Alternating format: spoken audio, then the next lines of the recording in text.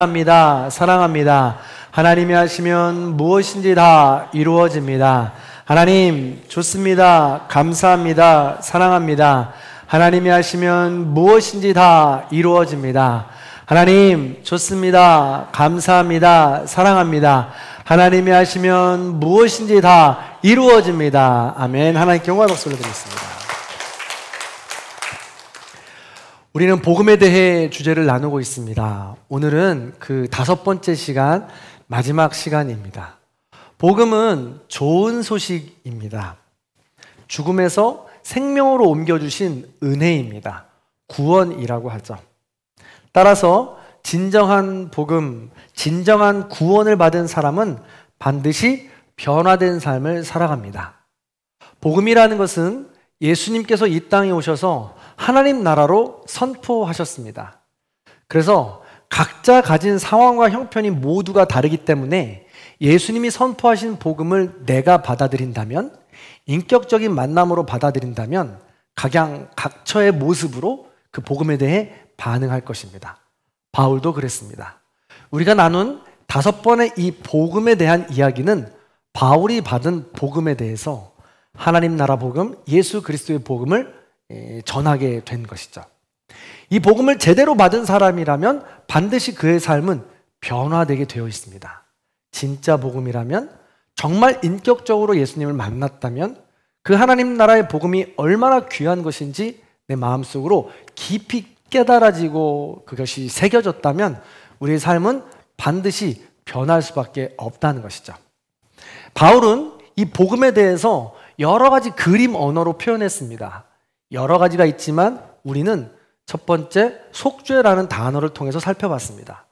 속죄라는 단어는 힐라스테리온이라는 헬라어로서 덮개라는 뜻입니다. 하나님께서는 우리를 사랑하시지만 공의 하나님이시기에 죄악된 우리를 심판하실 수밖에 없습니다. 진노하셔서 우리를 향해서 심판의 불을 쏟을 수밖에 없습니다. 그러나 예수님께서 속죄판, 하나님의 어린 양이 되어주셔서 어린 양의 보혈의 피를 등에 바르셔서 진노하시는 하나님을 등지고 서서 우리를 보호해 주셨다라는 이야기입니다. 이게 바로 속죄판, 속죄에 대한 의미죠. 뿐만 아닙니다. 예수님께서는 법정 용어로서 우리의 대언자, 변호사, 파라클레토스가 되어주신다고 했습니다. 그래서 가로서서 우리가 잘못하고 쓰러져 있고 힘들고 어려운 삶을 살아가지만 죄악 가운데 허우적대지만 하나님을 향해서 변호해 주십니다. 하나님, 우리 성준이가 비록 지금은 쓰러져 있고 힘들고 어려운 삶을 살지만 하나님 다시 일어날 수 있습니다. 기다려 주십시오. 노하기를 더디해 주십시오. 용서해 주십시오. 라고 이렇게 저를 위해서 대언해 주시는 거죠.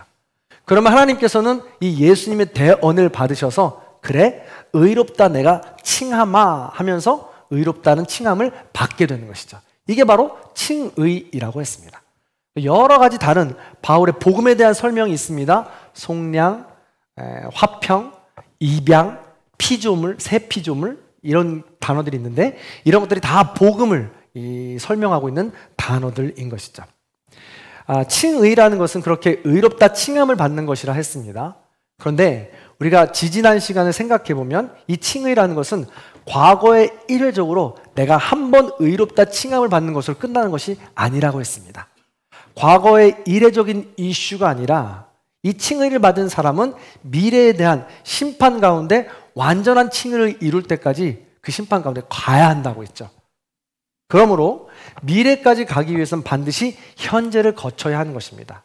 그래서 이 칭의는 과거와 현재와 미래의 모든 것을 포함하는 것으로서 현재를 하나님을 향한 두려움에 대한 칭의로, 그리고 이 현재를 하나님을 향한 사랑, 하나님께서 주신 사랑에 대한 은혜에 대한 칭의로 채워 나아갈 때 우리는 칭의, 과거, 현재, 미래에 대한 완전함으로 이루어서 완전한 칭의를 얻을 수 있다라고 말씀을 드렸죠.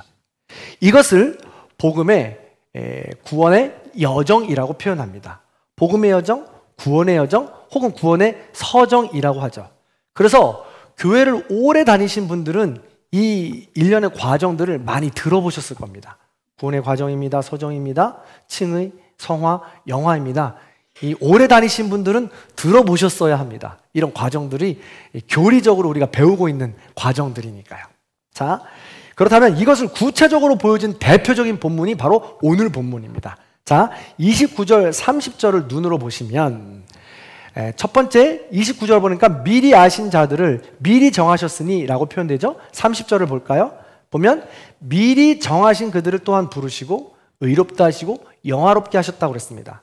그래서 많은 신학자들은 이 과정을 7가지 과정 혹은 8가지의 과정으로 우리가 정리해서 가르칩니다.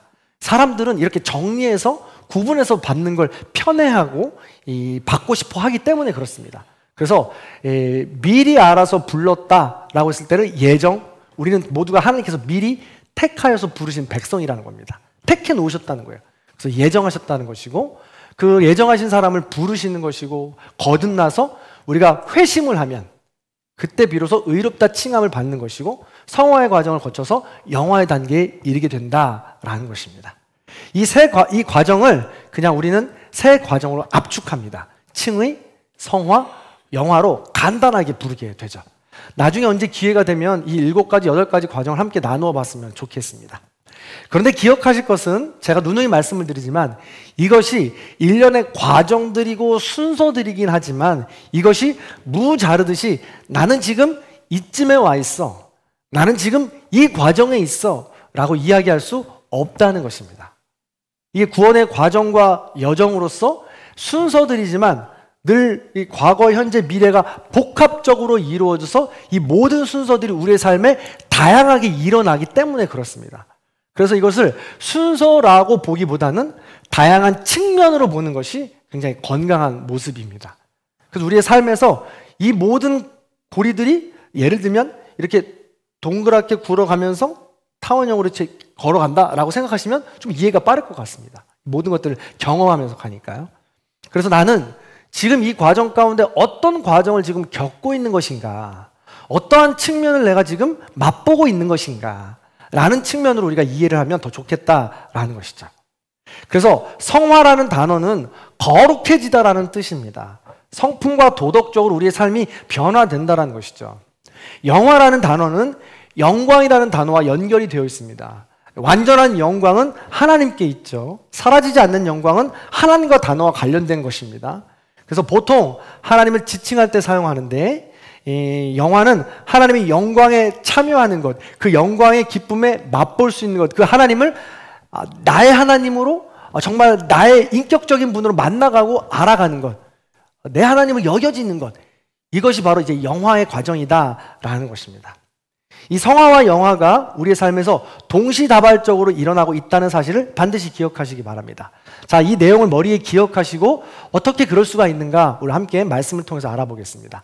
먼저 이 단어들이 사용되고 있는 여러 성경 구절들, 이 시간에 찾자면 엄청나게 많은 성경 구절을 찾을 수 있을 텐데 제가 대표적인 성경 구절들 한 4-5개만 한번 살펴보도록 하겠습니다.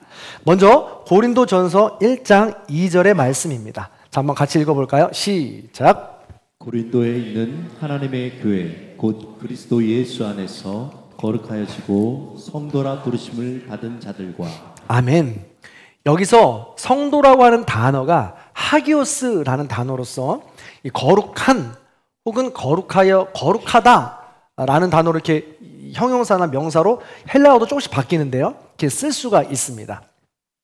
그래서 성도라든가 신실하다라든가 거룩하다, 구별되다 라는 단어로 이것을 해석할 수 있다라는 것이죠. 근데 오늘 본문에서 읽은 고린도전서 1장 2절의 말씀을 잘 보면 거룩하여지고 성도라 부르심을 받았다라고 하는 표현은 이 똑같은 단어가 지금 동시에 지금 쓰이고 있는 거예요. 그래서 약간 구분할 필요가 있는데 거룩하여지고라는 단어는 과거형입니다. 이미 거룩해졌다라는 단어입니다. 그래서 과거에 이례적으로 한번 우리는 칭의로 거룩함을 받은 것입니다. 그런데 이 다음에 성도로 부르심을 받는다라는 것은 현재형입니다. 그래서 과거에 거룩함을 받은 사람이 계속해서 성도로도 부름을 받고 있는 과정이다 라는 단어로 해석해야 된다는 것이죠. 잘 생각해 보세요. 놀라운 표현입니다. 이 표현은요. 여전히 우리는 부족하고 연약한데 도덕적으로 변화된 것도 없고 성품도 나아지지 않았는데 하나님을 이제서야 비로소 조금씩 알아가는데 그럼에도 불구하고 하나님은 여전히 우리를 하나님의 자녀 삼아주셨고 백성 삼아주셨으며 성도를 삼아주셨다는 것입니다. 그리고 여전히 우리는 죄 가운데 살아가는데 그럼에도 불구하고 우리를 변치 않고 자녀라고 성도라고 계속해서 불러주고 계시다라는 뜻입니다. 고린도전서라고 그랬습니다. 고린도전서는요, 고린도 교회인데 문제가 많은 문제투성이의 교회였습니다. 분열, 파당이 허다하고 음란하고 명예욕이 가득한 최대 문제의 집단이 바로 고린도 교회였습니다. 그럼에도 불구하고 바울을 통하여 하나님은 말씀하십니다. 거룩하여지고 성도가 되었다, 되고 있다, 되고 있는 과정이다 라고 표현하고 있다는 것이죠. 그런 의미에서 얼마나 큰 은혜인가라는 것입니다. 우리도 마찬가지입니다. 뭐 우리가 다르겠습니까? 우리라고 뭐 자격이 있습니까? 우리도 날마다 연약하고 부족하고 똑같은 죄에 의해서 반복해서 넘어지지 않습니까? 그러고 싶지 않아도 넘어지지 않습니까? 그렇게 자격이 없고 부족하고 연약하고 날마다 쓰러지지만 여전히 거룩했다라고 말씀해 주셨고 거룩한 성도라라고 지금도 불러주신다는 거예요. 계속해서 과거와 현재 함께 이루어가고 있다라는 것이죠. 이것이 바로 큰 은혜라는 것입니다. 영화도 마찬가지입니다. 여러 곳이지만 한 곳만 살펴봅니다. 데살로니가 후서 2장 14절입니다. 자, 세 번역으로 함께 같이 읽어봅니다. 시작. 하나님께서는 우리의 복음으로 여러분을 부르시고 여러분에게 우리 주 예수 그리스도의 영광을 얻게 하셨습니다. 아멘. 우리 주 예수 그리스도의 영광을 이미 얻게 하셨다는 것입니다. 이게 무슨 뜻입니까? 예수 그리스도를 든든함으로 알아가게 되었다라는 것입니다. 영광에 참여한다는 것이 무엇이에요?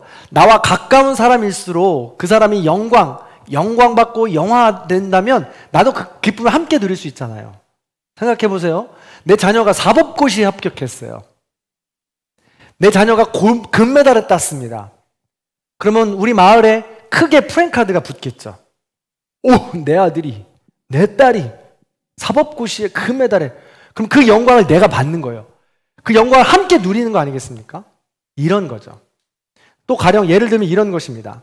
제가 이번에 튀르키예 선교여행을 다녀왔는데 공교롭게도 저희가 가는 그날, 입국하는 그날이 이 라마단 금식 기간이 끝나는 날이었어요.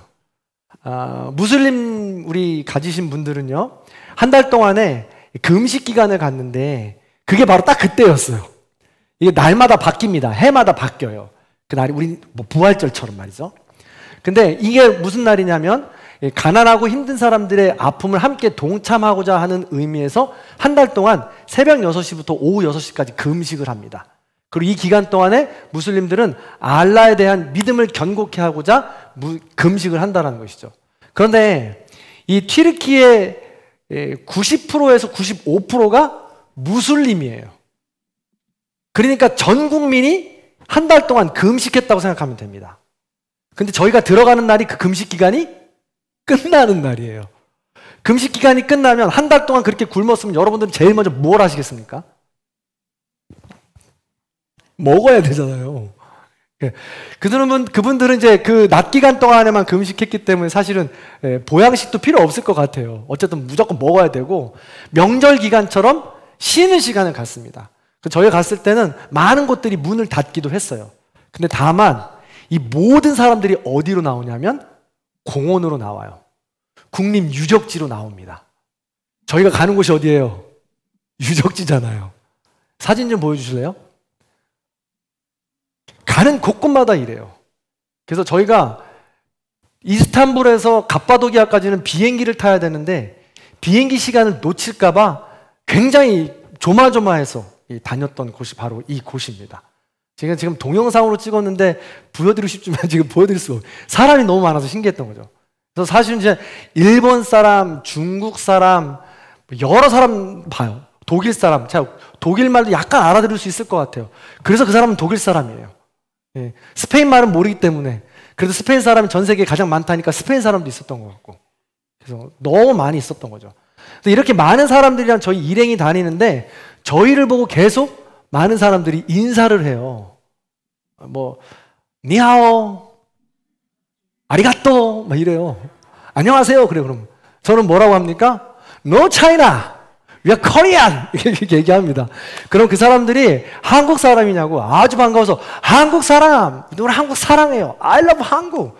한국 너무 멋져요. 한국 사람 멋져요. 예뻐요. 잘생겼어요. 한국 좋습니다. 좋은 나라예요. 한국말 너무 잘해요.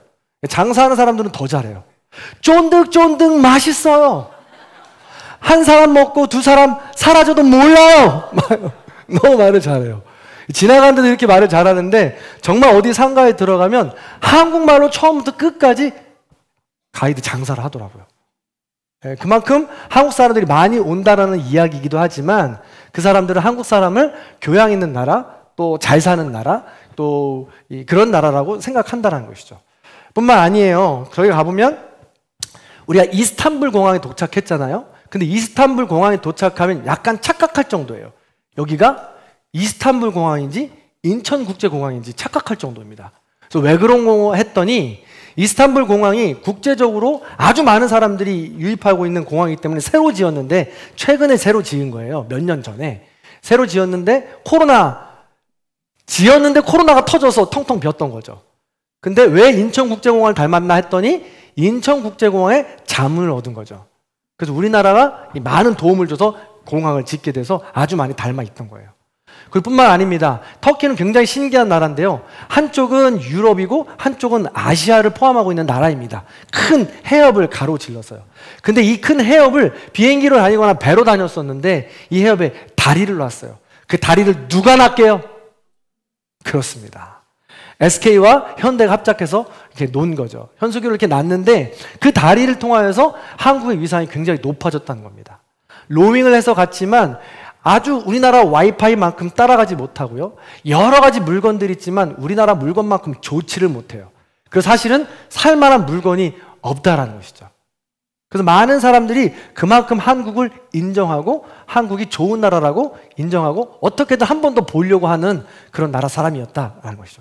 그래서 제가 어깨를 좁은 어깨지만 정말 좁지만 어깨를 피고 왔다는 거 아니겠습니까? 이게 바로 영광입니다.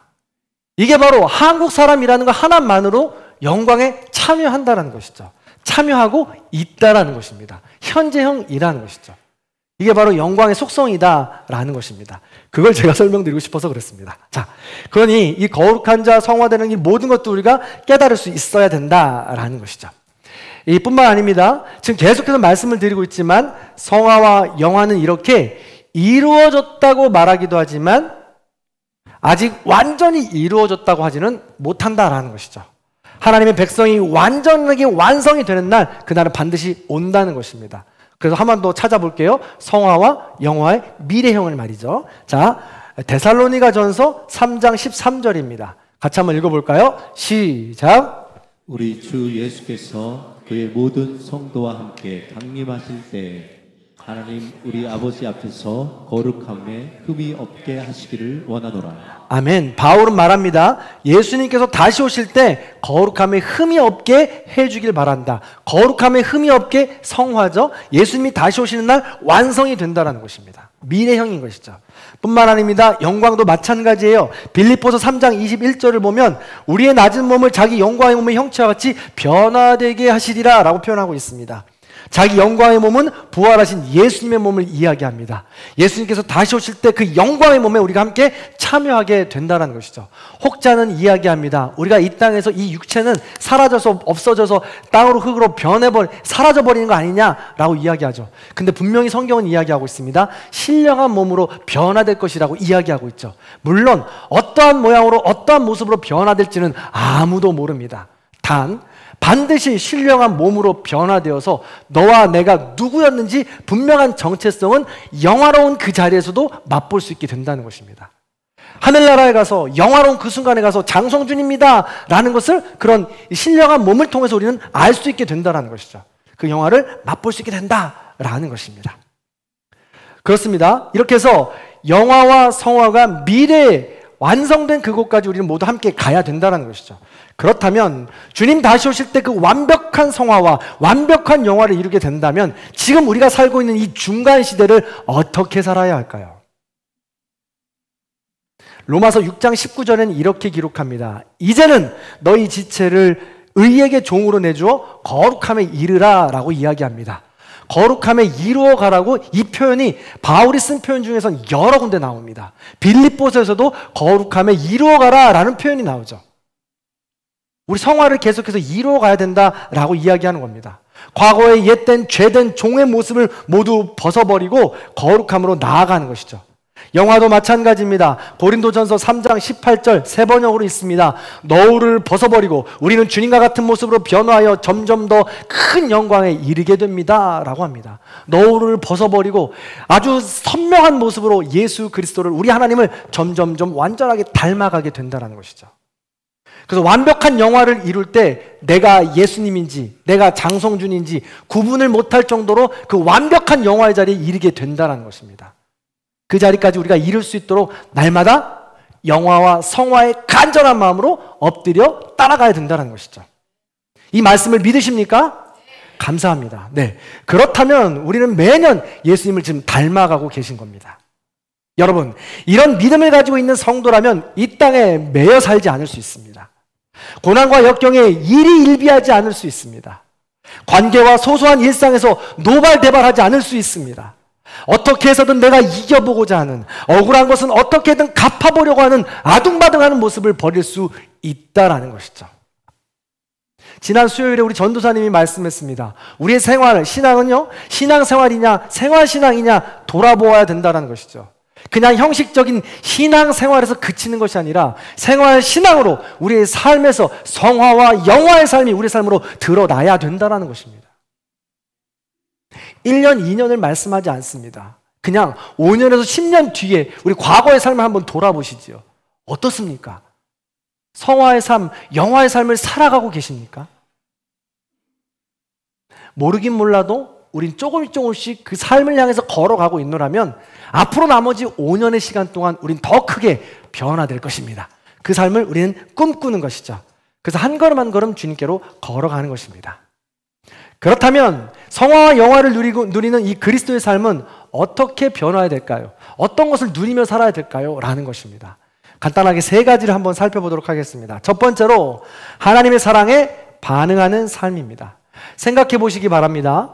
복음을 설명하는 바울의 단어들입니다. 속죄죠, 칭의죠, 성화죠, 영화입니다, 속량입니다, 피조물입니다, 입양입니다, 속량입니다. 속량은 죄되었던 우리를 값을 주고 사서 자유로운 몸으로 풀어주었다라는 표현입니다. 바울이 복음에 대해서 이렇게 수많은 표현들을 쓰는 이유가 무엇입니까? 우리가 그만큼 날마다 넘어지는 연약한 인간이기 때문에 그렇습니다. 그래도 괜찮다. 하나님께서는 그럼에도 불구하고 속죄, 이 칭의와 성화와 영화의 과정을 계속해서 반복적으로 끝까지 기다려주시고 참아주시고 구원에 이를 때까지 기다려주시겠다는 하나님의 사랑인 것입니다. 이 단어들을 묵상하고 있노라면 하나님의 은혜를 어떻게 모른 척할 수가 있겠습니까? 하나님의 사랑에 어떻게 반응하지 않고 살아갈 수 있습니까? 이 단어들을 우리가 날마다 묵상하면 하늘을 두루마리 삼고 바다를 먹물 삼아도 다 쓸 수 없는 것이 바로 그 하나님의 사랑임을 우린 깨닫게 된다는 것이죠.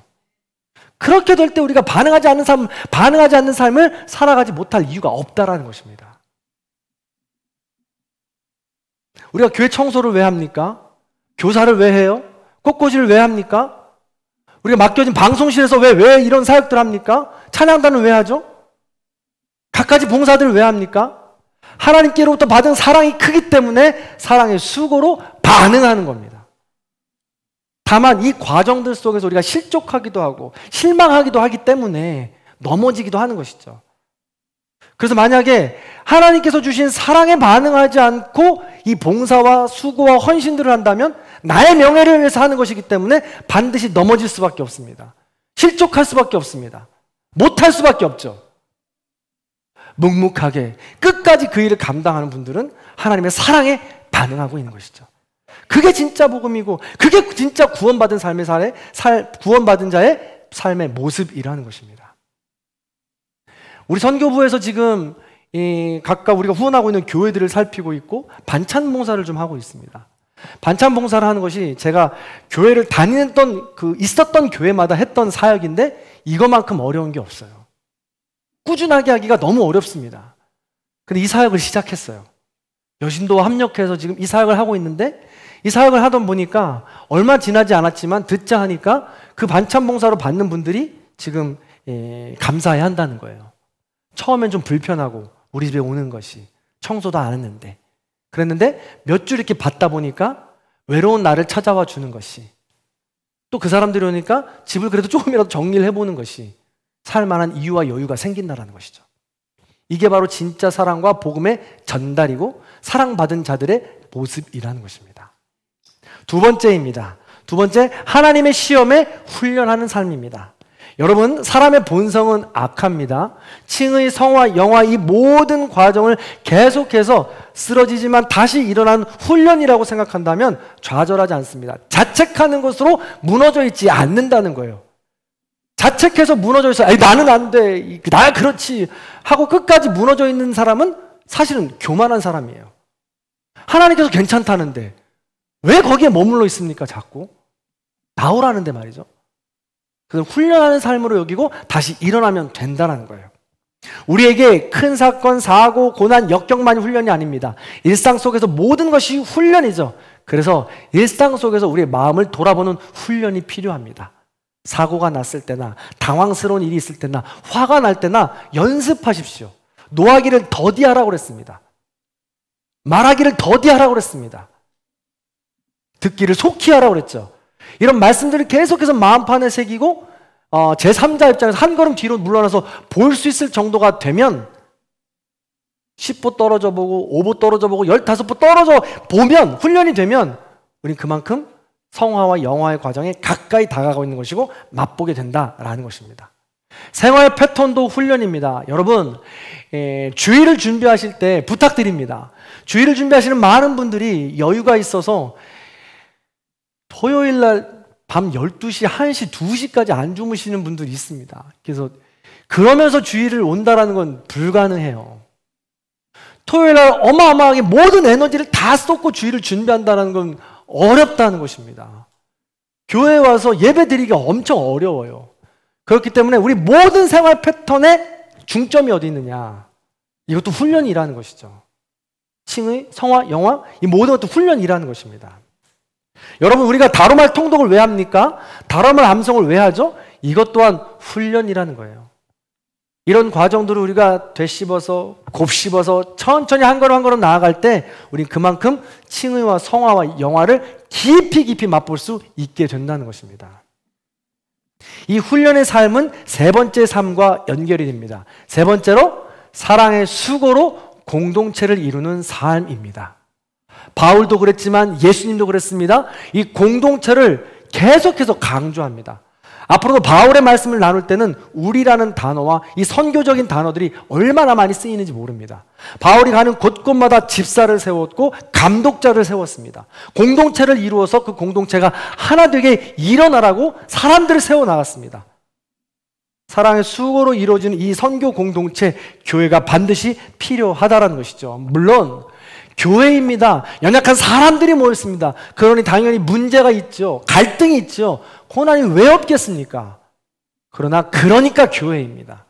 그래서 훈련입니다. 그래서 그곳에 들어가서 부딪혀보고 그곳에 가서 깨져보고 그러면서 다시 한번 말씀으로 일어나보고 그럴 때 그런 단단한 근육으로 내가 세워지게 된다는 것이죠. 한 번 머물러서 계속 그 공동체를 관망만 한다면 절대 훈련이 될 수 없다라는 거예요. 그 사랑의 공동체 훈련이 반드시 필요하다라는 것입니다. 사랑하는 성도 여러분, 이 세상은 우는 사자와 같이 악한 사단 마귀가 삼킬 자를 찾으러 다닌다고 했습니다. 혼자 있으면 반드시 무너집니다. 삼겹줄이나 되어야 견딜 수 있다고 했죠. 그 삼겹줄이 바로 교회가 되어야 합니다. 신뢰 공동체가 교회가 되어야 합니다. 그래서 교회를 다닐 때 자기의 유익으로만 다녀서는 안 된다는 것이죠. 반드시 나의 사랑의 수고가 담길 때 그 감사와 기쁨과 성화와 영화의 기쁨을 맛볼 수 있다라는 것이죠. 사랑하는 성도 여러분, 말씀을 정리해 봅니다. 복음은 이처럼 구원의 여정을 걸어가는 좋은 소식입니다. 죽음에서 생명으로 걸어가는 과정이죠. 칭의, 성화, 영화 이걸 누리면서 하나님의 은혜에 반응하고 공동체를 누리며 훈련하는 삶, 근육이 단단해져 가는 삶, 영적으로 튼튼해져 가는 삶이 바로 이 칭의, 영화, 성화, 이 구원의 삶이 된다라는 것입니다. 그래서 지금 현재의 삶도 구원의 기쁨을 누릴 뿐만 아니라 앞으로 다가갈 미래의 삶에도 완전한 영화를 맛볼 수 있게 되는 겁니다. 그 영화의 기쁨의 자리에 우리 모두 함께 있게 되기를 간절히 축원합니다. 아멘. 우리가 지금 5주 동안 나눈 것이 바울의 복음입니다. 지금 나눈 이 모든 단어들이 예수 그리스도로부터 받은 은혜를 가지고 바울이 설명한 복음의 단어이죠. 바울이야말로 복음의 여정을 걸어갔습니다. 살았습니다. 칭의 성화, 영화의 과정을 살아갔다는 것이죠. 제가 성지순례를 왜 가는지 이제 알았습니다. 이 과정을 통해서 그냥 눈으로 흩어갔던 이 성경 구절 두 구절이 눈에 확 들어오게 되는데, 그 구절을 통해서 바울이 어떻게 이 구원의 여정을 걸어갔는지를 볼 수 있게 되더라고요. 사도행전 13장과 14장에 바울의 1차 전도여행을 통해서 갔던 행적들이 기록되어 있는데 13절과 14절에 보면 이렇게 기록되어 있어요. 바울과 및 동행하는 사람들이 바보에서 배 타고 밤빌리아에 있는 버가에 이르렀다라고 되어 있죠.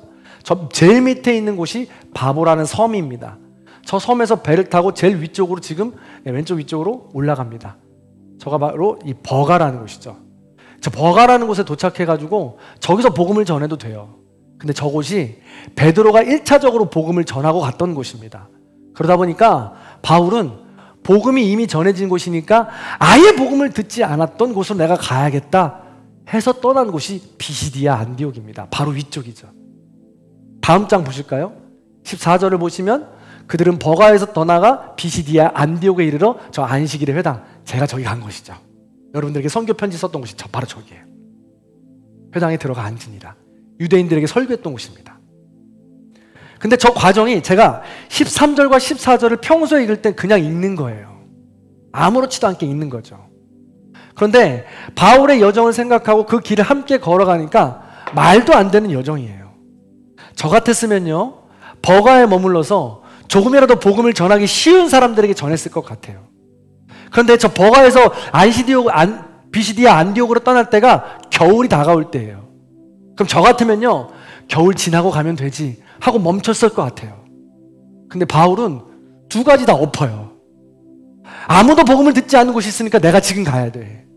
곧 겨울이 올 거니까 내가 지금 가야 돼 하고 떠난다라는 거예요. 해발 3,000km가 넘는 타우로스 산맥이라는 곳인데 저는 트레킹화를 신고 갔잖아요. 기능성이 아주 좋은. 그리고 저는 버스를 타고 갔잖아요. 그냥 저는 데려다주면 내리면 돼요. 근데 바울은 저 협곡을 강도들이 나오고 추위가 맹수들이 나오는 저곳을 변변치 않은 신발을 신고 슬리퍼 같은 것을 신고 걸어갔다라는 거예요.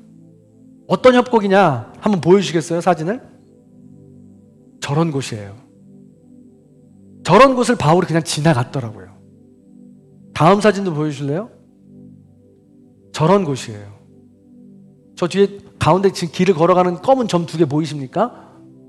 목사님 2분이에요. 저런 길을 걸어갔다라는 거예요. 바울은 저 길을 다 다른 다음에 비시디아 안디옥에 도착해서 병에 걸립니다. 아파요. 당연히 아프겠죠. 근데 아까 말씀드렸던 비시디아 안디옥 그 유대인 회당에서 설교합니다. 있는 힘껏 전도해요. 그랬더니 거기에 있던 모든 유대인들이 전도되기 시작합니다. 마음을 회심하기 시작해요. 근데 다음 안식일날 또 말씀을 전하려고 모였더니 더 많은 사람들이 모여요. 그랬더니 유대인 지도자들이 안 되겠다 싶어요. 내 밥그릇을 뺏긴다 싶고 시기가 나고 질투가 나요. 그래서 많은 사람들을 선동해서 비시디아 안디옥에서 쫓아냅니다. 그래서 어디로 가느냐? 루스드라와 이고니온이라는 곳으로 가요. 근데 루스드라와 이고니온이라는 곳으로 갔는데 거기에서 도착하자마자 병든 자를 발견합니다. 앉아서 일어나지 못하는, 이 성경에 정확하게 나오는 기록이거든요.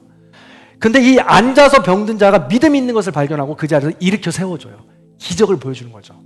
그랬더니 그 루스드라에 있던 모든 사람들이 우상 숭배를 그리스 신화를 숭배했던 사람들이에요. 그 사람들은 자나깨나 하늘에서 신이 내려올 때를 기다리던 사람이죠. 근데 바울이 앉은 사람들을 일으킨단 말입니다. 그랬더니 바울과 바나바가 신인 줄 아는 거예요. 그래서 그를 추방하기 시작합니다. 그를 섬기기 시작해요. 근데 비시디아 안디옥에서 이 소문을 듣고 쪼르르 달려와가지고 다시 선동해가지고 바울과 바나바에게 돌을 던지기 시작합니다. 돌을 얼마나 맞는지 바울이 그 자리에서 쓰러져 거반 죽게 돼요. 다 죽게 됩니다. 그래서 이 제자들이 둘러서서 바울을 데리고 더베라는 곳으로 갑니다.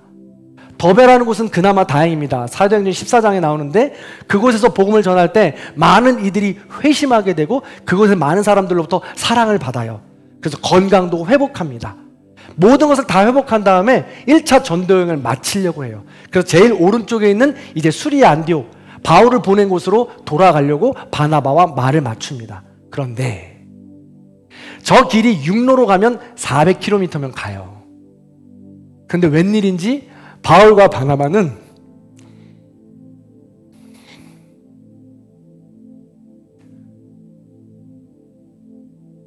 뒤돌아가요.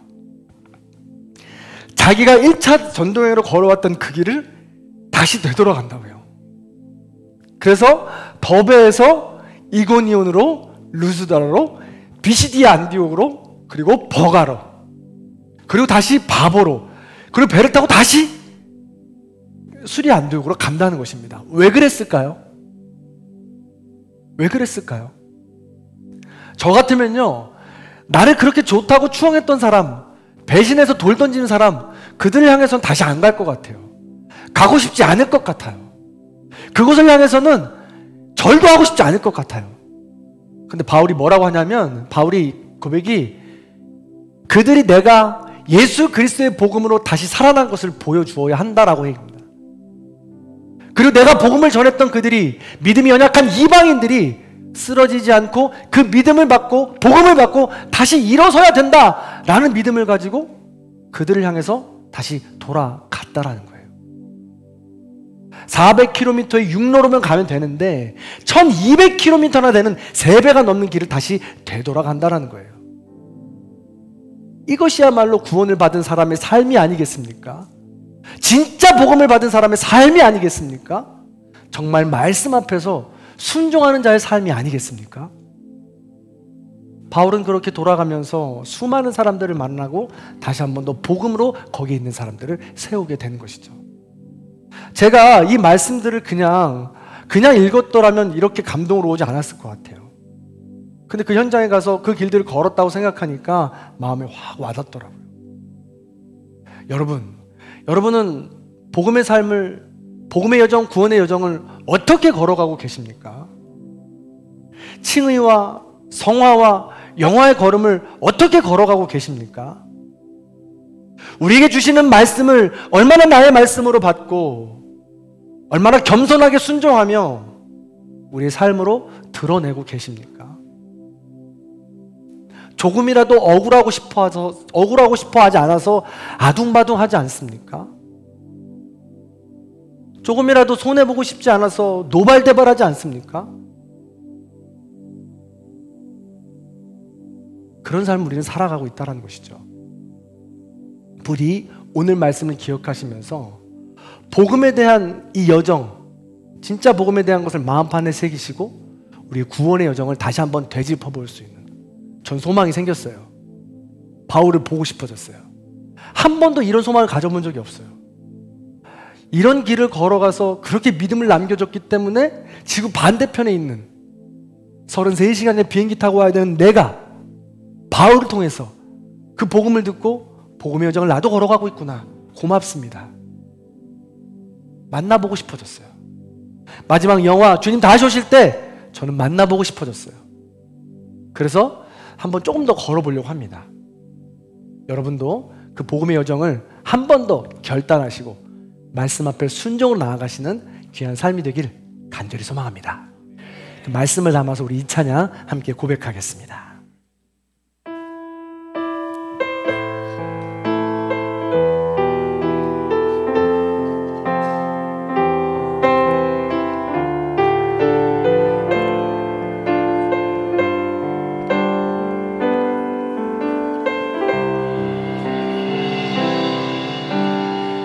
말씀 앞에서 경외함으로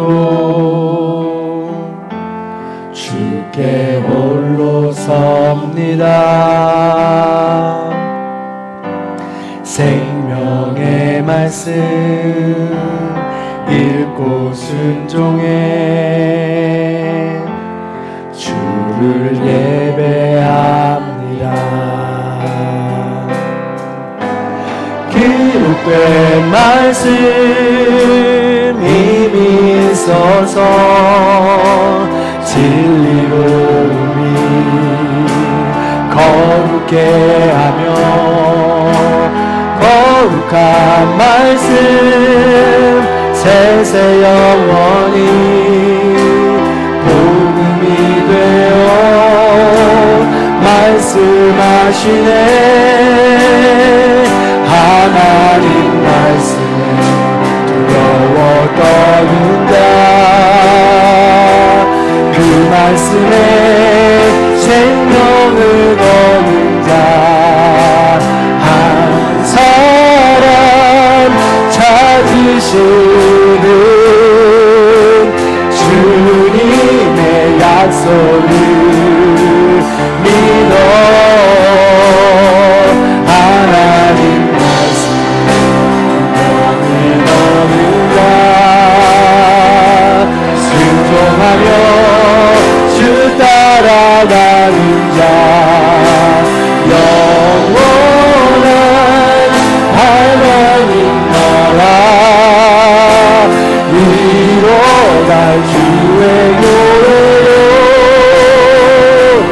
이뤄 하나님 말씀에 두려워하는 자 하나님 말씀에 두려워하는 자 그 말씀에 생명을 거는 자 한 사람 찾으시니 주님의 약속을 믿어 하나님 말씀에 명을 거는 자 순종하며 주 따라가는 자 영원한 하나님 나라 이뤄갈 주의 교회로 이뤄 나라 주 말씀은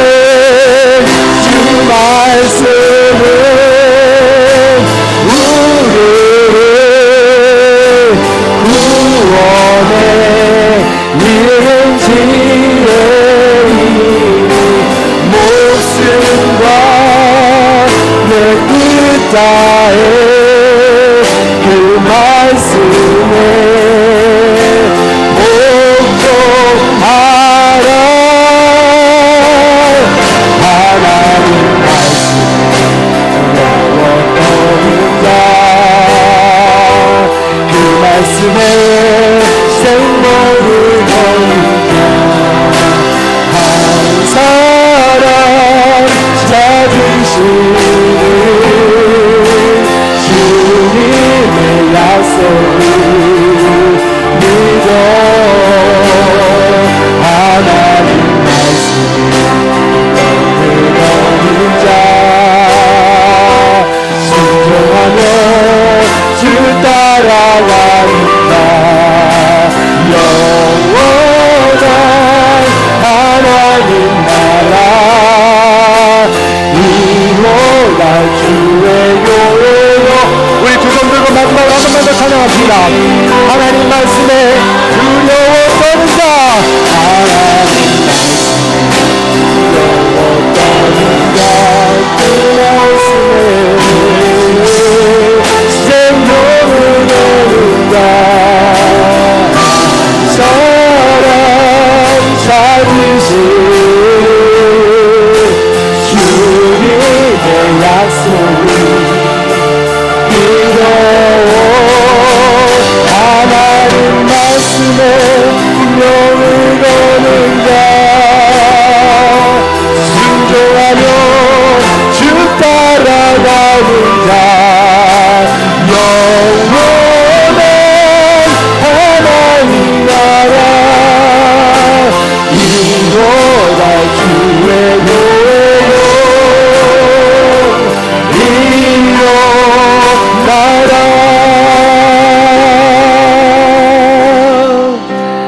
사랑이 많으신 하나님 감사합니다. 죽을 수밖에 없는 우리를, 죄인을 하나님 의롭다 칭해주시고 하나님 나라 자녀 삼아주심을 진심으로 감사드립니다.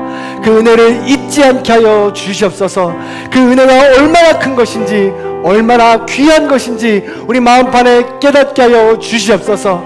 우리의 강팍한 마음이 녹아지고 굳게 닫힌 마음의 문이 열려서 그 놀라운 은혜가 우리 마음 가운데 생수와 같이 넘쳐 흐를 수 있도록 인도하여 주시옵소서. 그 복음을 전하기 위하여 수천 년 전부터 수많은 믿음의 조상들을 보내주시고 우리에게 복음을 전하여 주심을 진심으로 감사를 드립니다. 그 복음을 우리의 마음판으로 받고 우리의 사랑으로 받아서 그 복음이 우리 때에 끊기지 않게 하여 주시옵소서. 우리의 촛대가 옮기지 않도록 인도하여 주시옵소서. 우리를 통하여 그 복음의 여정이 흘러갈 수 있도록 인도해 주시고 우리의 모든 자녀들에게, 자자 손소들에게 흘러갈 수 있도록 인도하여 주시옵소서. 불가능할 것 같던 복음의 여정들은 바울은 걸었습니다.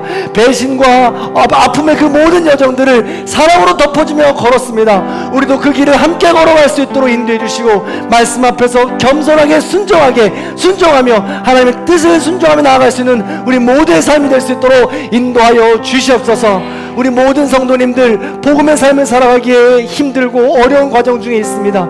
우리 마음의 쓴뿌리 때문에 힘든 시간들을 보내고 있는 성도님들이 있습니다. 주님 불쌍히 여겨주시고 일일이 찾아가 주셔서 파라클레토스를 위로하여 주시옵소서. 그 복음으로 새 힘으로 일어날 수 있도록 인도하여 주시옵소서. 그냥 그 새 힘을 통하여서 우리가 속한 가정이, 우리가 속한 일터가, 우리가 속한 모든 공동체가 나로 인하여 그 복음의 여정이 펼쳐질 수 있도록 인도하여 주시옵소서. 그 구원의 여정이 지경이 확장될 수 있도록 인도하여 주시옵소서.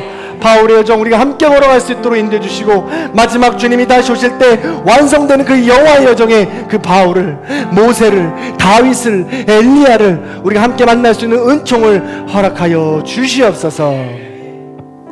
지금은 우리 주 예수 그리스도의 은혜와 하나님 아버지의 극진하신 사랑과 성령님의 감화, 감동, 교통하심의 역사가 진정한 복음과 진정한 구원의 여정을 걸어가기를 소원하고 결단하는 우리 모든 성도님들 머리 위에, 원근 각처에 터져 있는 자녀들과 부모님들 위에, 이 나라의 민족 위에, 복음의 여정을 여전히 선교의 현장에서 걷고 있는 모든 선교사들 머리 위에 이제로부터 영원토록 함께 하시기를 간절히 축원하옵나이다. 아멘.